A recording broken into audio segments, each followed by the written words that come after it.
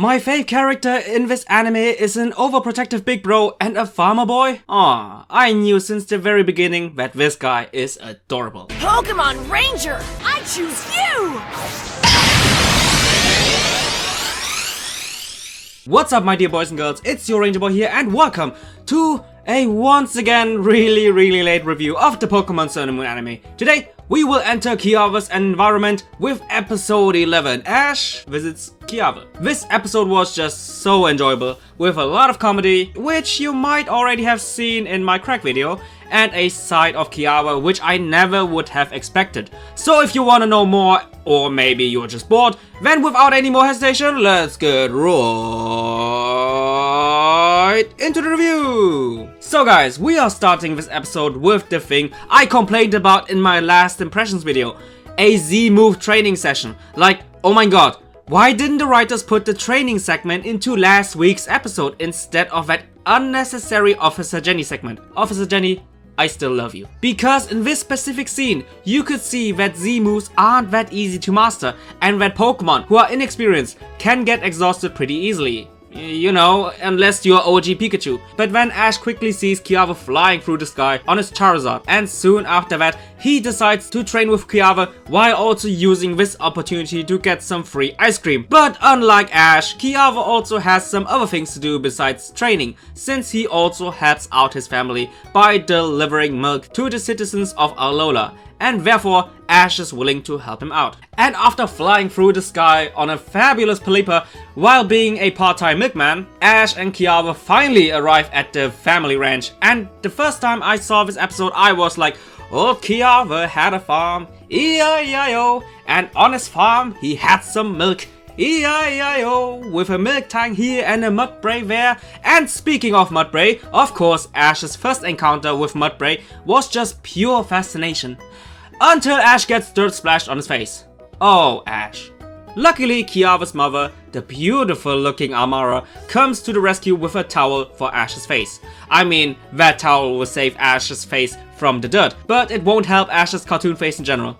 Oh, and by the way, I would totally hit that. But unfortunately, she's already taken by this generic guy. A generic guy gets a hottie like that? Guys, there's still hope for us as well. And this generic dad, whose name is Shibu by the way, brings Ash some ice cream, and in the style of Sun and Moon, he isn't just happy about the ice cream, he gets a freaking orgasm.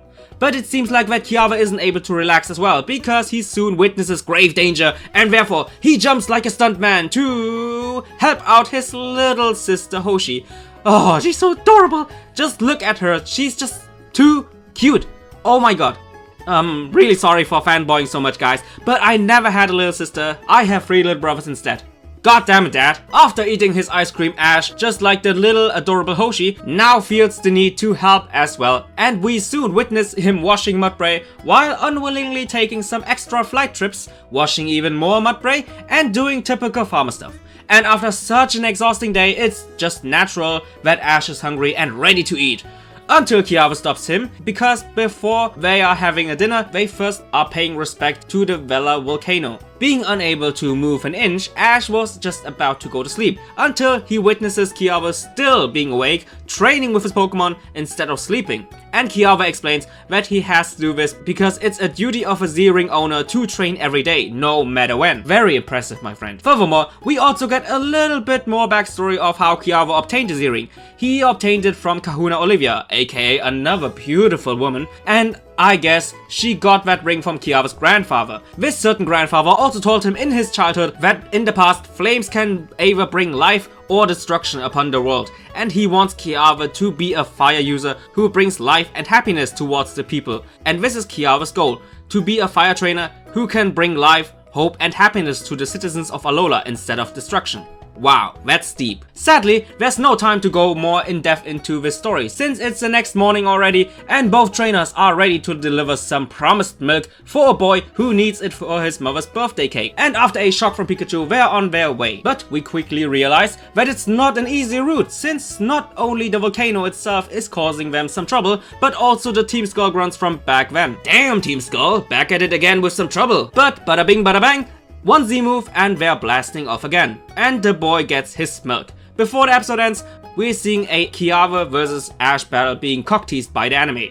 Thanks, anime. And with that, the episode ends. A really enjoyable episode with some comedy and some deep backstory on KIAWE's point of view. So let's dive right into my impressions. The obvious focus of today's episode is KIAWE, and this today's episode just made me love the guy even more. Because at first I thought he was just a badass, but soon it's clear that he's more than just that. He's a caring big bro, and he's a reliable guy who supports his family during the day, and after such an exhausting day, he even trains during the night. And that alone is impressive. But what makes him an even more interesting character compared to everybody else in this anime is that he has a backstory which is deeply connected with all the traditions of Alola, like for example the Z ring and the history of Alola itself, which in the end just leads you wanting more. You want to know more. KIAWE is by far the most interesting character in this anime.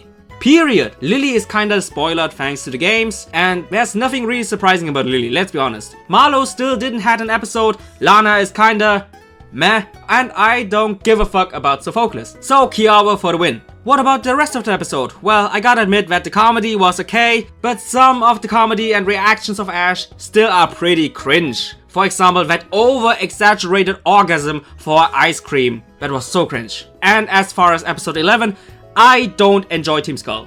Because it seems like that every time they appear, they just get blasted off again by a Z move. And I have the feeling that if this continues on, they will be the second Team Rocket of Alola. You know, because of the blasting off again and the weak ass Pokemon.